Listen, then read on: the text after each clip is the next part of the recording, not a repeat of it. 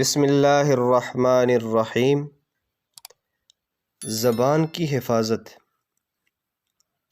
یعنی جھوٹ، غیبت، چغلی، جھوٹی قسم اور لڑائی جھگڑے سے اسے محفوظ رکھے، اسے خاموشی کا پابند بنائے اور ذکر و تلاوت میں مشغول رکھے۔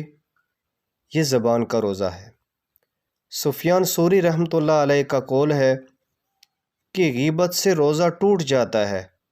مجاہد رحمہ اللہ تعالیٰ کہتے ہیں کہ غیبت اور جھوٹ سے روزہ ٹوٹ جاتا ہے، اور آپ صلی اللہ علیہ وسلم کا ارشاد ہے کہ روزہ ڈھال ہے۔